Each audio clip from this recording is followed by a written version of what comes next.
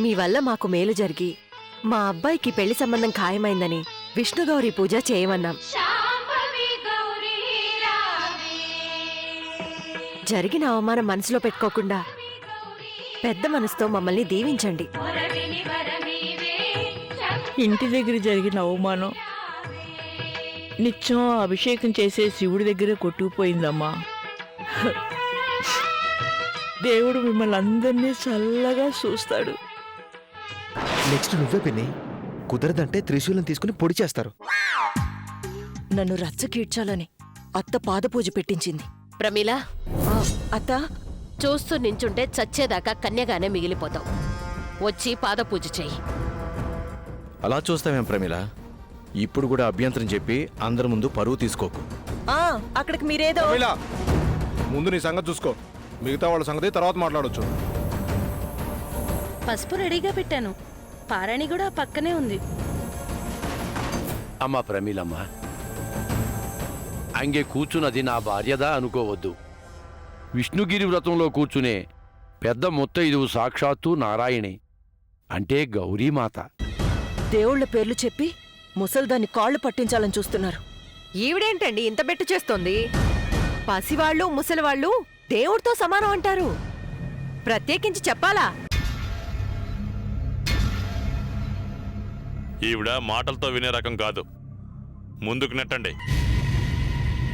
గడ్డం పట్టుకొని బతిమాలడాలుండవు. చెంపలు చెరచక ముందే చెప్పిన మాట వినాలి. నానమ్మ వింటుంది. పిన్ని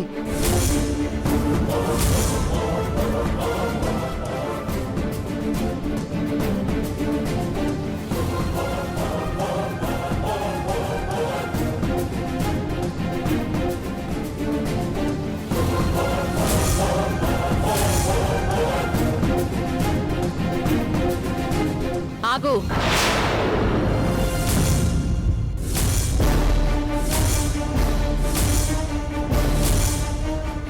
ముడతలు పడ్డ ముసలావిడ చర్మానికి ఏ రోగం అంటుకుందో అని మూతిని 33 వంకర్లు తిప్పావు కదా.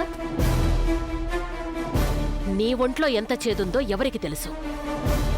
కృష్ణవేణి, గాయత్రి, దీని మొహానికి చేతులకు పసుపు రాయండి. ముందు పక్కనున్న వాళ్ళకి ఏ జబ్బు రాకుండా ఉంటుంది.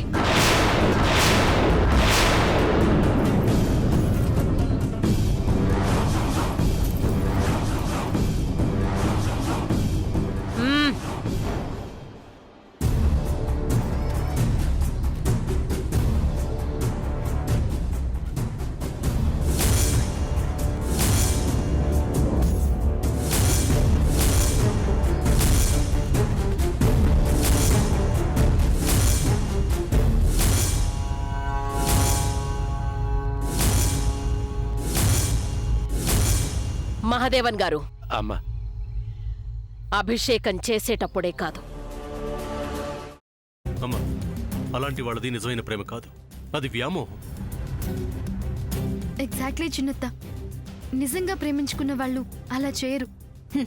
ఎంత మనసు విరిగిపోతే కన్న కూతుర్ని పట్టుకొని మా దృష్టిలో చచ్చిపోయా ఉంటుందా తల్లి? అది సరే అమ్మా, తన కూతురుతో తన మాట అనేటప్పుడు ఆమె మాటల్లో వ్యథ, కళ్ళల్లో బాధ గమనించావమ్మా?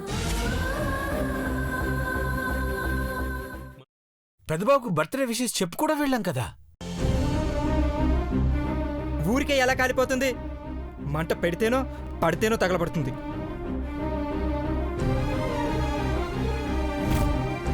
కరెక్ట్ చిన్నబాబు. నీకొచ్చినట్టే నాకు డౌట్ వచ్చింది. పార్వతే షర్టును తగలబెట్టిందనుకుంటా.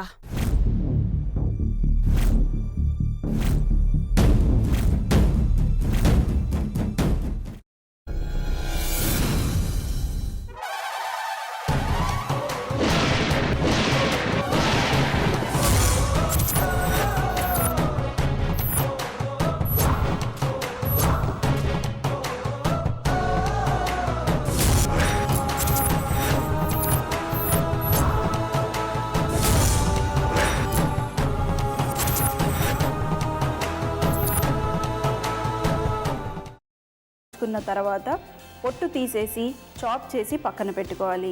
ఒక ప్యాన్లో కొద్దిగా నూనె వేడి చేసి అందులో ఆవాలు, మినప్పప్పు, శనగపప్పు, కరివేపాకు, సన్నగా తరిగి పెట్టుకున్న ఉల్లిపాయలు వేసుకుని 1 నిమిషం పాటు వేయించుకోవాలి. ఆ తర్వాత కాల్చి కట్ చేసి పెట్టుకున్న వంకాయని కూడా అందులో వేసుకుని బాగా మిక్స్ చేసి బౌల్లోకి ట్రాన్స్ఫర్ చేసుకుని అందులో తగినంత చిక్కటి పెరుగు లేదా పల్చటి పెరుగు వేసుకుని మిక్స్ చేసి అన్నంతో కానివ్వండి, చపాతీతో కానివ్వండి సర్వ్ చేసినా చాలా బాగుంటుంది.